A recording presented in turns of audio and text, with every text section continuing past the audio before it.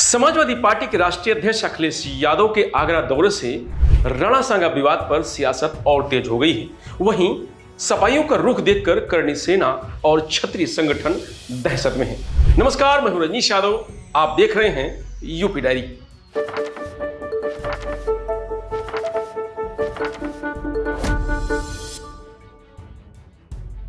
Samajwadi party के मुखिया अखिलेश यादव राणासांगा को गद्दार कहने वाले रामजी लाल सुमन से मिलने आगरा उनके घर पहुंचे। उन्होंने सपा सांसद का हालचाल जाना। इसके बाद कहा कि मैं दलित सांसद रामजी लाल सुमन के साथ खड़ा हूं। मुझे धमकी मिल रही है कि जैसे फूलन देवी को मारा वैसे तुम्हें मारेंगे।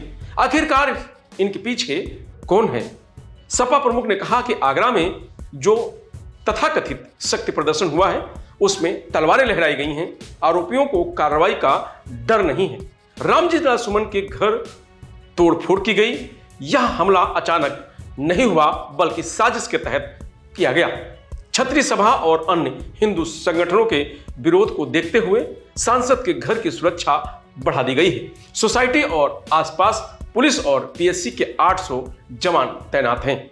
सिर्फ उन्हीं लोगों को आईडी कार्ड दिखाकर एंट्री दी गई जिनके नाम सांसद की ओर से पुलिस को दिए गए। रामजी लाल सुमन हरि पर्वत स्थित हाई सोसाइटी में रहते हैं। जवाब में अखिलेश यादव ने कहा कि जो इतिहास हमें आगे न बढ़ाता हो, हमारे आपके बीच दूरियां पैदा करता हो, उसे इतिहास ही रहने देना चाहिए। इतिहास में बहुत सी चीजें छिपी हैं। कुछ आपको अच्छी लगेंगी, कुछ हमें अच्छी लगेंगी।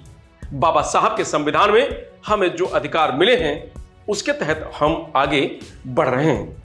जिन्होंने तलवारें लहराई, गालियां दी, उनके खिलाफ कार्रवाई कराकर मानेंगे।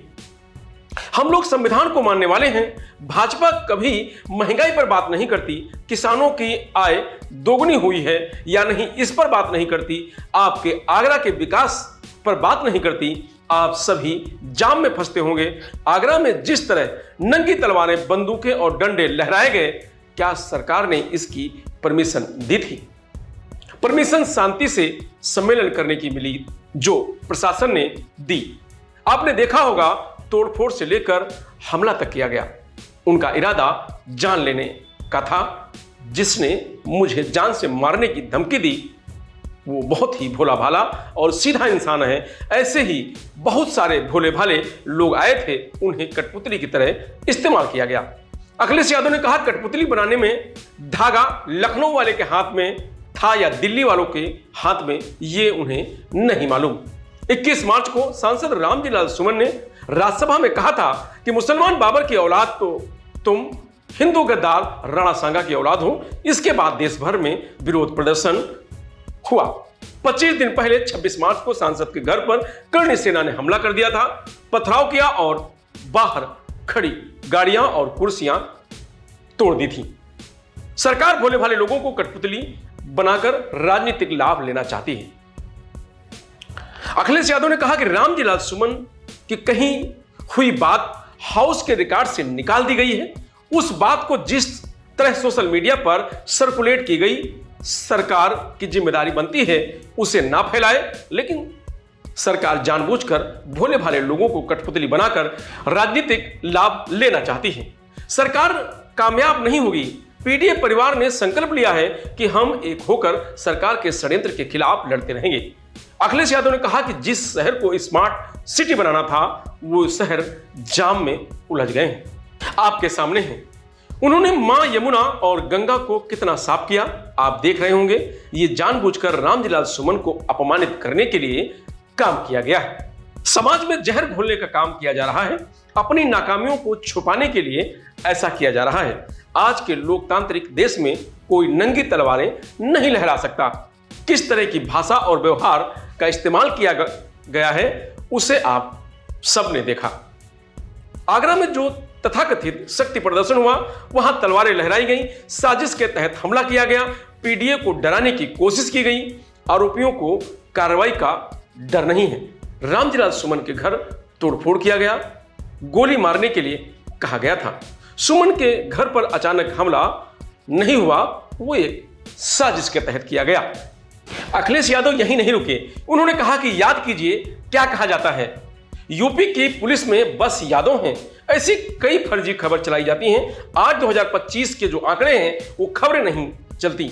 आगरा में 48 थाने हैं, मैनपुरी में 15 थाने हैं, 10 में सरकार के सजातीय लोग हैं, महोबा में 11 थाने हैं, 6 में सिंह साहब तैनात हैं, पीडीए के केवल 3 हैं, चित्रकूट में 10 थाने हैं, ज्यादातर में सिंह साहब हैं, यूपी एसटीएफ में 21 अधिकारी हैं, 11 सिंह साहब हैं, केवल 3 पीडीए हैं।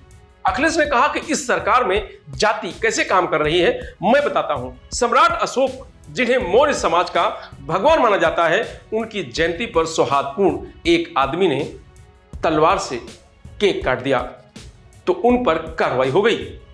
इधर आगरा में पुलिस की निगरानी में तलवारें लहराती योगी सेना पर पूरे सम्मान के साथ कोई कार्रवाई नहीं हुई। अखिलेश ने कहा कि आज मैं अपनी पार्टी के दलित सांसद रामजीलाल सुमन के साथ खड़ा हूं। मुझे गोली मारने की धमकी दी जा रही है। जैसे फूलन देवी को मारा वैसे ही मुझे मारने की धमकी दी गई। वो पोस्ट सोशल मीडिया पर वायरल हो रही है। वैसे तो सरकार को खुद संज्ञान लेना चाहिए और केस करना चाहिए। हमारे समाजवादी के लोग अगर शिकायत लेकर जा रहे हैं तो उनकी एफआईआर दर्ज नहीं हो रही। रामजीलाल सुमन के घर बाहर करीब 500 सपा समर्थक काफी उत्तेजित दिखे। पुलिस और सरकार के खिलाफ नारेबाजी कर रहे थे। समर्थक सांसद के घर जाना चाह रहे थे, लेकिन पुलिस ने रस्सी लगाकर उन्हें रोक दिया था। पुलिस लोगों से शांति बनाए रखने की अपील कर रही थी। किसी भी स्थिति में हालात को संभालने के लिए पुलिसकर्मी जैकेट हेलमेट से लैस थे। तो वहीं आगरा में सपा अध्यक्ष अखिलेश यादव के आगमन पर प्रदर्शन की घोषणा करने वाली छत्री सभा ने अपना प्रदर्शन स्थगित कर दिया।